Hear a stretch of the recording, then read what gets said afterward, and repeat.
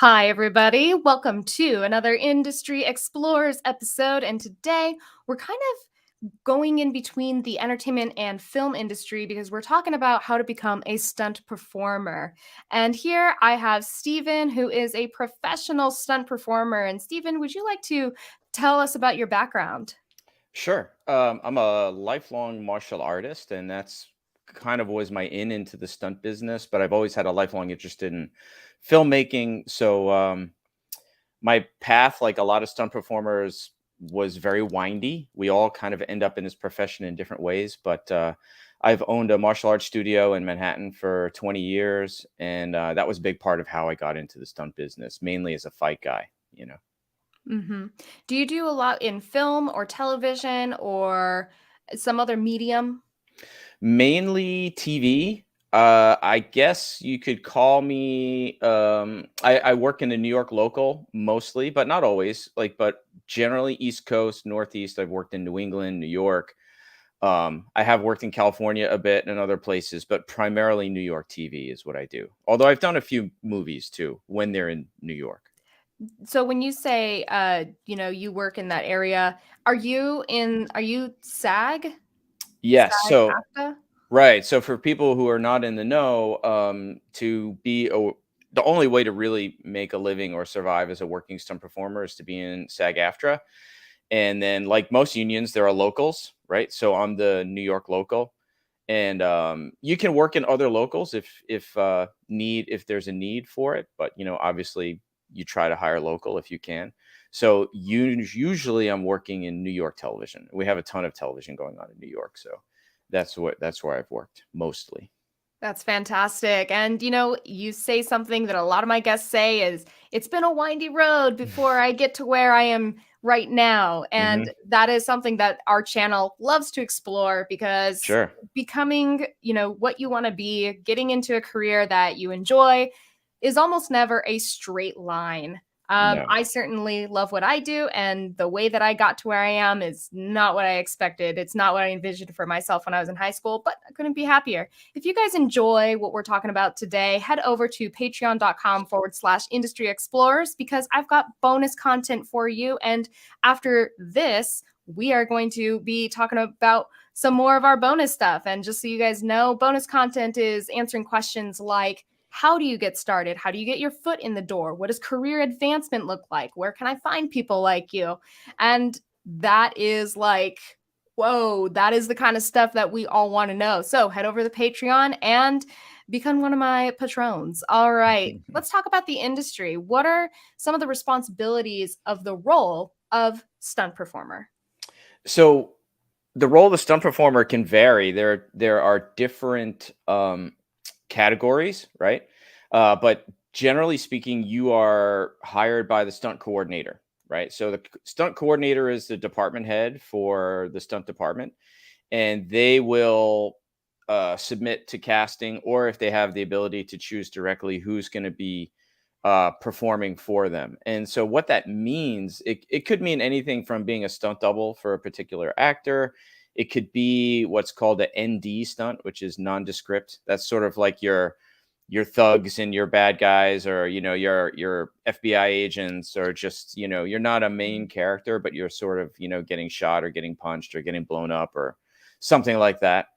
Then there's other specialties like stunt riggers, which I'm sure you know quite a bit about. And then there's every type of expertise within the stunt performance world: car stunts, motorcycle stunts, firearms stunts, you name it, there's a specialty for it. And most people get into the business because of a specialty. Like maybe you're a pro skateboarder, or you're a pro surfer, pro motorcycle guy, like myself, a fight guy. And then once you get in, you might have a job for that, but then you realize, well, that one skill is not going to keep me working, so you have to start diversifying your skills. So that's where you start getting all your other training, whether it be rigging training or driving training or fire training or whatever it happens to be. But the basic hierarchy is you're the stunt performer, and then above you is the stunt coordinator, and then above the stunt coordinator is, the director and the producer, and so on and so on. Well, that answers this next question, which is how does that fit into the big picture? So even as a martial artist, there's got to be a ton of different disciplines within that, because I see people who know how to use swords or knives or staffs or other kinds of weapons. I don't even know all the different weapons that are out there. Are Hmm. you also a weapons? Oh, guns of course. Are Sure. you also a weapons person? Some weapons. So as you mentioned, there's tons of specialties even within the specialty of martial arts and fighting, right? So you'd have sword guys, and then within the sword domain, you have Japanese sword, Chinese sword, like all different cultural approaches to using sword. Um, if you're a fight person like myself, I do mainly wrestling style sports, like mixed martial arts style sports. Thanks, Anoop. And so like judo, jujitsu, wrestling, grappling, mixed martial arts, that's the kind of stuff that I do. But I've also done a lot of training in firearms and knife and stick fighting. Um, so, it's an endless road. A stunt coordinator might call you up and say, "Hey, so Steve, you're a fight specialist. Can you do XYZ type of fight? Can you do tricking? Can you do the stuff like in Daredevil?" And my Mm. answer has to be no, right? You have to own what you can do, and you have to own what you can't do, because if you say you can do something, you show up on set, you can't do it, that's you'll never work again, I right? was gonna say you'll probably be blacklisted. Yes. So I'm not the guy that's going to be doing 540 and 720 tricks and flips and stuff like that. I'm more of your brutal kind of realistic fight guy. This is a very personal question because I'm the one that has always wanted to know this. Where do I go to become a stunt driver? Like, who do I call? I just want to do it for fun.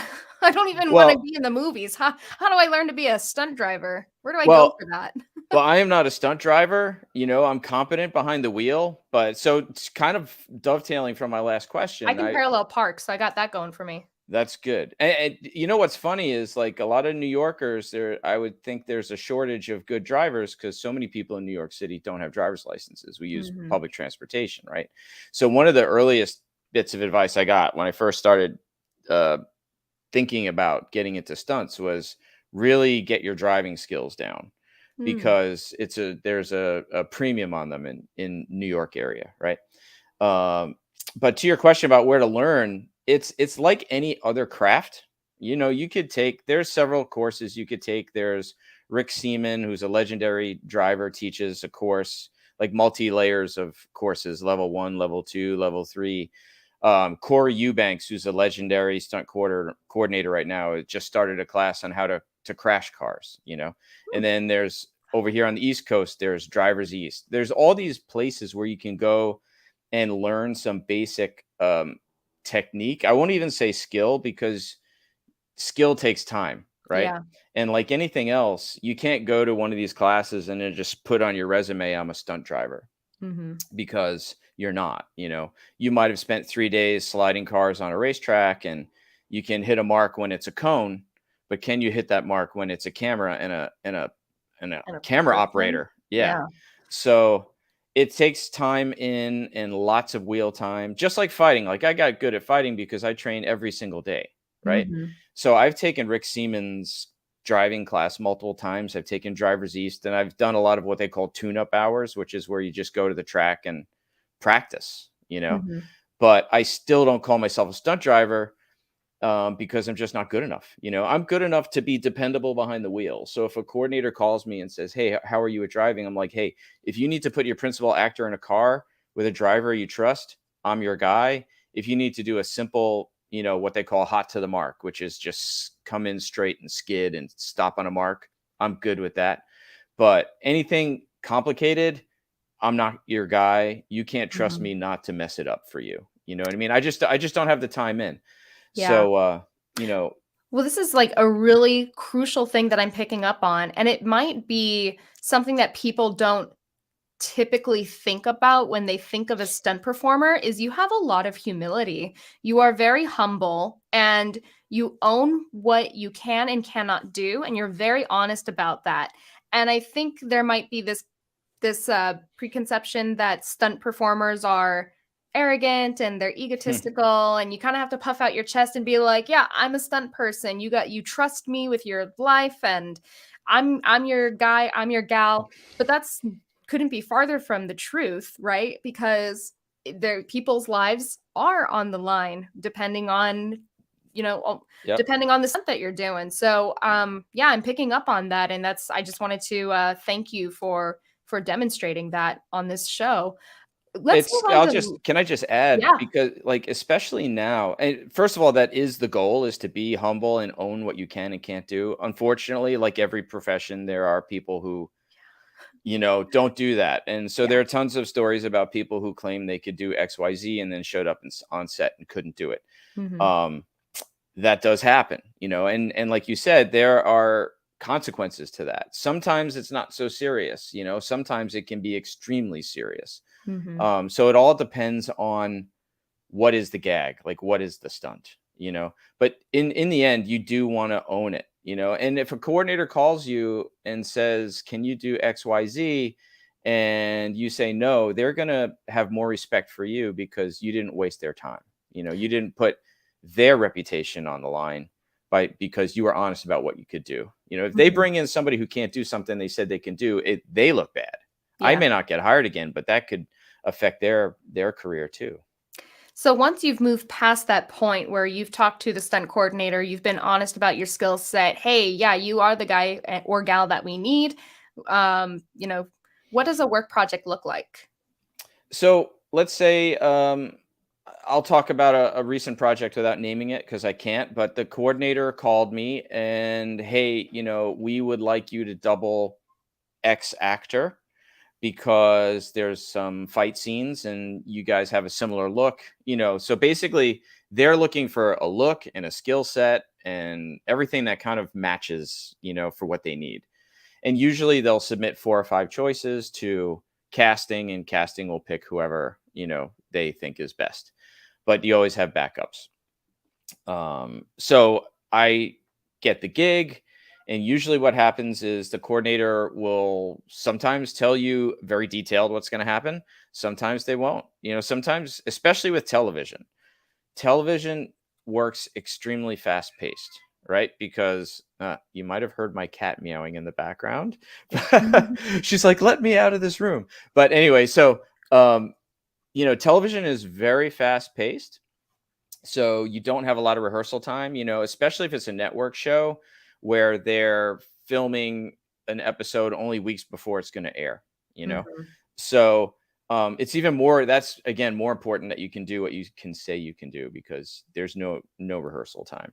So you get booked for the gag or the role. In this case, let's say I'm doubling one of the lead cast members and I'm going to be in a couple episodes where there are fights. Mhm. So you don't know much more than that until a few days before. You'll start getting group text from the coordinator and the other performers. Okay, this is what I think the call time is going to be, XYZ. This is a little more detail about what the gag might be. And then basically the day before, you'll get what's called a pre-call, which is your call sheet. It's an advanced call sheet, but it can change.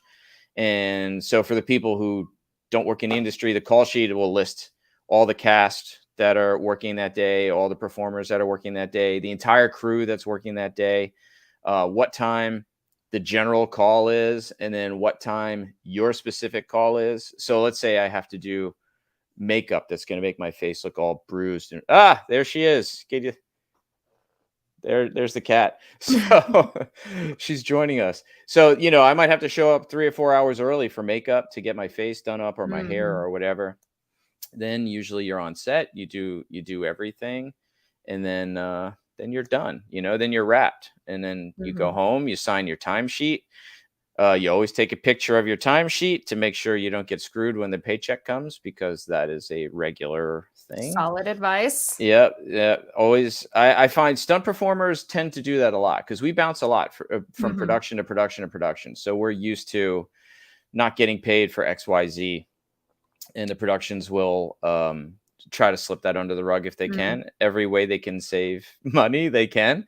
But so take a picture of it. I know a Yeah. lot of actors don't. It's not in their culture, but Mm. we do it because we bounce around a lot, and we've seen. Still very good advice. And I love this comment from Alan. Being in safety, I could not imagine all of the potential and actual injuries stunt professionals face in their craft. Would you like to comment on how often injuries happen? So, Alan, yeah, that's a great comment. I mean, and safety is obviously a huge issue, right? And so, one of the first things that you're told as a rookie performer and as a veteran performer, you should never forget is that you are your number one safety person, right? I mean, we have a whole team of people that we trust, but you are still the number one safety person because working on a set is like this living organism, and every person is a cell, and they're all doing their jobs. And sometimes people miss things, not even on purpose, but little things.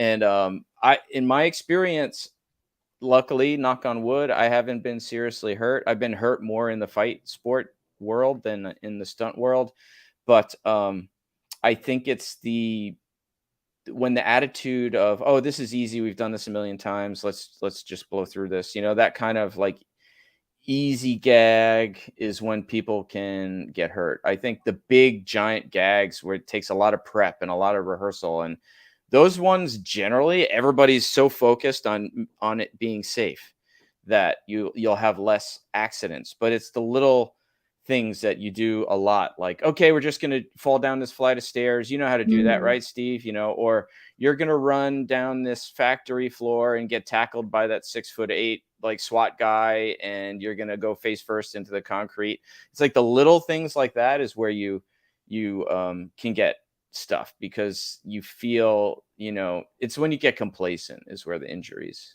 happen. And thankfully, like, even that, I was on an episode of Blacklist, right, where I was being chased down a factory, and my friend Chris Gombos, another great stunt performer here in New York, was a SWAT guy who had to tackle me, and I'm the dude running with a gun, right? And we had to hit a very specific mark because they wanted us to hit the ground. And Court Hessler is the stunt coordinator. He's amazing. I've worked for him a bunch. He's super, super well respected in the industry. And so we had to hit our mark right beneath some sandbags where squibs were going to explode. So for people Mhm. that don't know, those are like the mini explosives that makes it look like bullets are hitting. So we had to hit that mark on the concrete with the squibs going over us. And that is not particularly an unsafe situation. It's not a life and death type of stunt.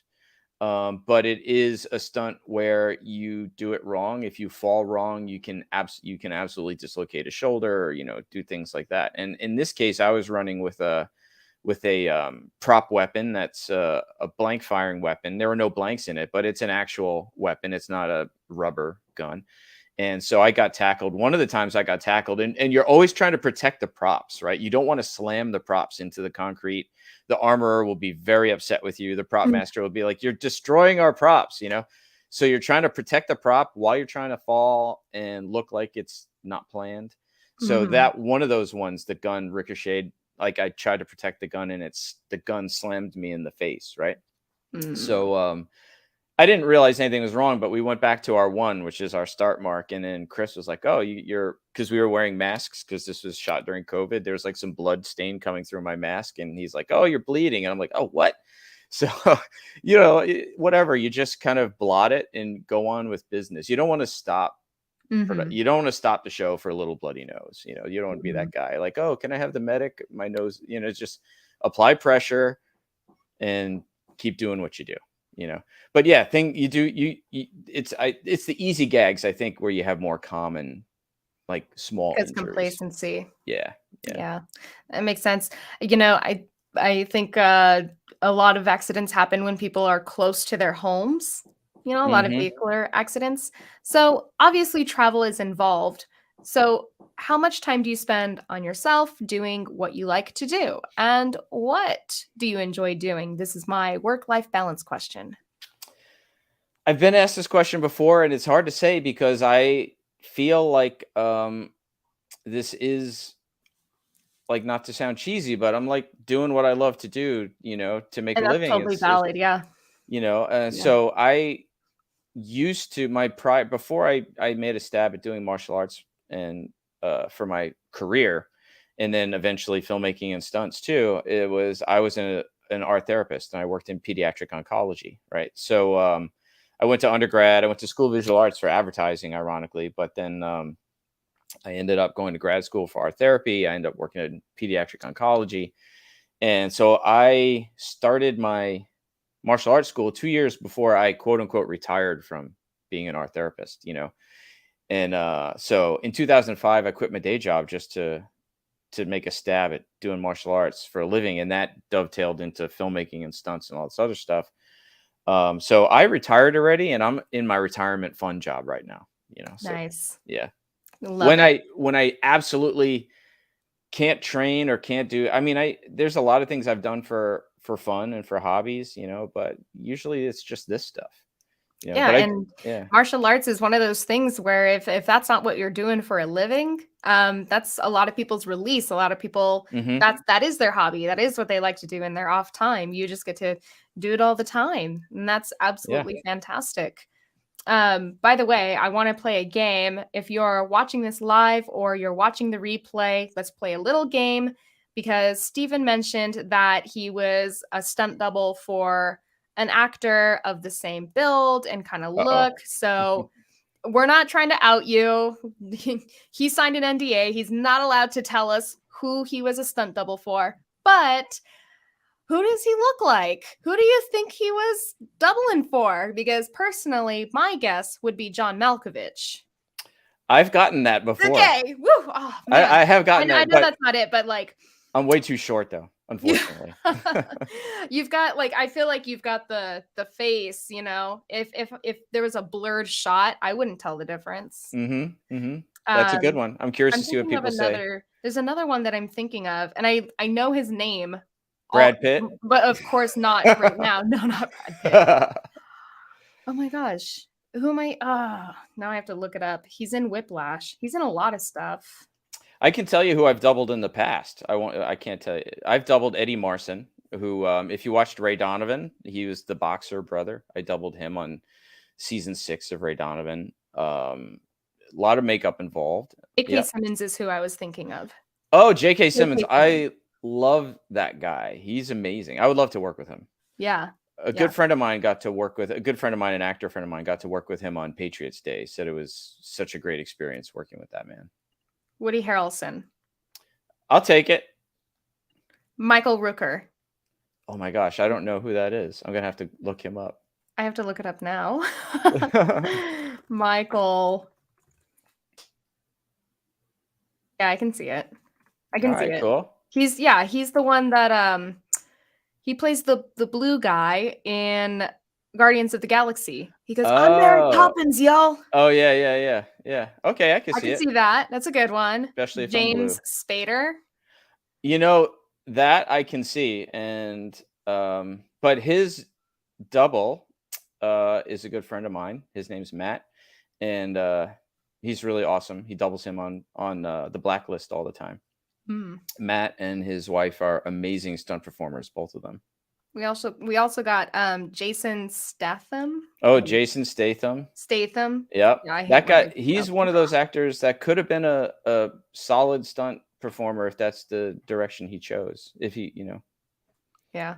he was a competitive high diver before he became an actor. Here's a really good one. Yoda. I think Rob. because is this one of your students? I think because you're the teacher. Mm. You're teacher to a lot of people. Rob, yeah, Rob's a good friend of mine. He runs a gym out west. Yeah, we trained a lot together. That's fantastic. Well, thank you guys for playing that game. And if you are catching the replay on YouTube or LinkedIn, put it in the comments because that's awesome. We love a good laugh and having a good smile. So let's move on to the educational questions, which is where a lot of people, this is what a lot of kids want to know is a college degree necessary?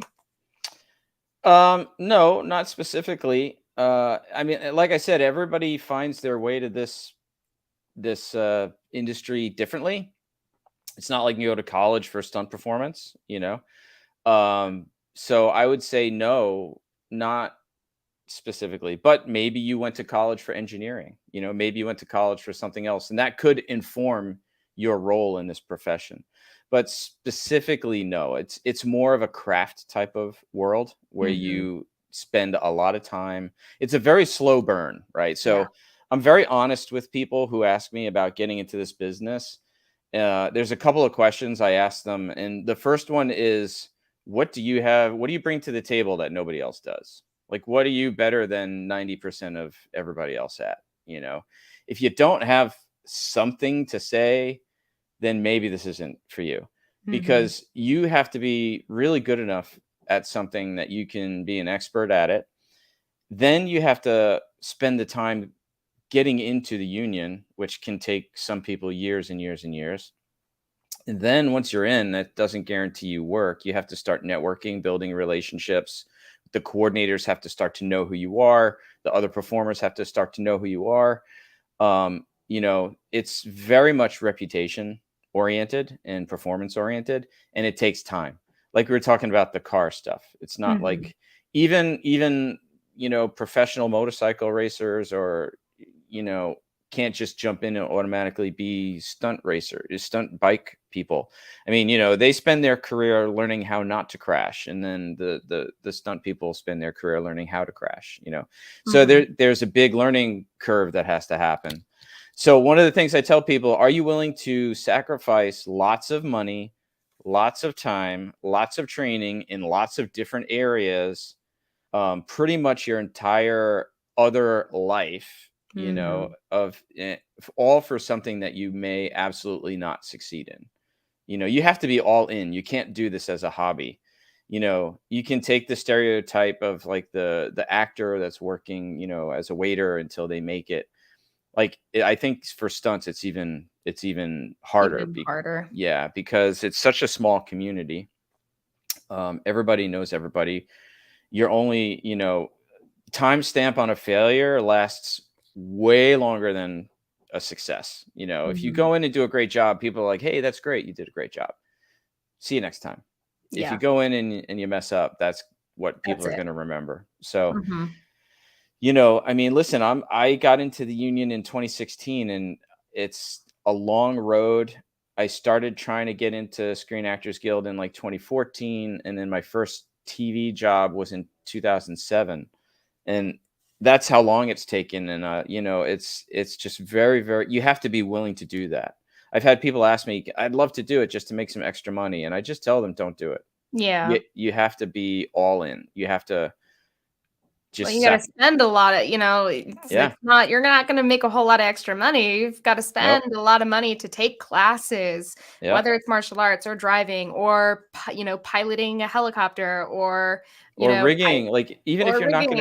you're not gonna be a rigger, right? But, like, Mhm. that's how I met Brett. I went to he teaches, rigging for human performance, and I took his rigging 101 and rigging 102 class, not so I could be a rigger, just so I could feel, I could assess my own safety better as a Yeah. performer, and then we brought him into our studio to teach, a class specific for stunt performers, and so it's all the stuff you have to do. You have to just educate, but there's no one place to go and do it. You Yeah. know, Yeah. so it's piecemeal and time in and dedication and professionalism.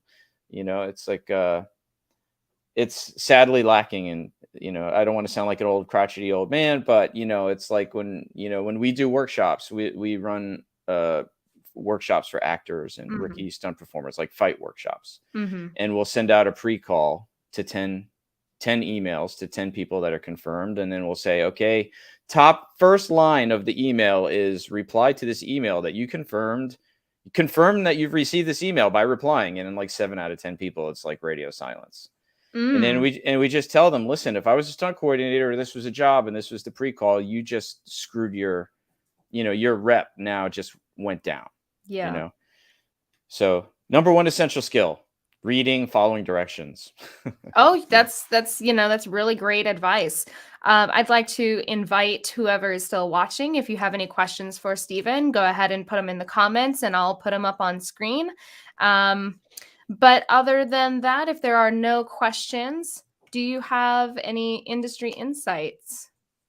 um, I think it's an amazing industry to work in. One of the things I love about, the stunt community is that you do meet so many different people with so many different skills. You'll meet people from walks of life that you've never thought you would meet. Mhm. Like, and not just the fall guys and stuff, but because there's always a need for somebody with some crazy unique skill that, some writer somewhere is going to write something that they're like, the stunt coordinator is going to be like, how the heck do I find somebody to do that? And then the search goes, and then you'll find somebody with some really unique skill, and you could Mhm. be working on set that day, and meet this really interesting person. um it's so you meet a lot of great people, and you definitely, with when you kind of find your core group of people that you train with and work with, there's a really solid bond there, because we're all just constantly training and trying to keep our tools sharp and, keep each other safe. I guess we're kind of like the SWAT team, right? You don't get called out very often, but you got to be Mhm. ready when you are. So you should be constantly training, constantly upping your level. Even things that you may never ever use, but you should do it, because you never know when the phone's going to ring and they say, "Hey, Steve, can you do XYZ?" Yeah, I can do that. It's crazy.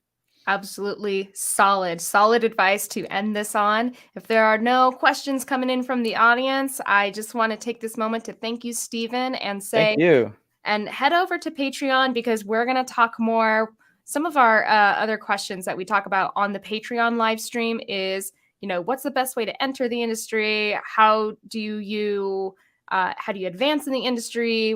How do you negotiate salary? What are the important certifications? So, yeah, follow us over to Patreon and get access to all of our bonus content. That's patreon.com/industry explorers. Until next time, I will see you all on our next adventure. Take care, explorers.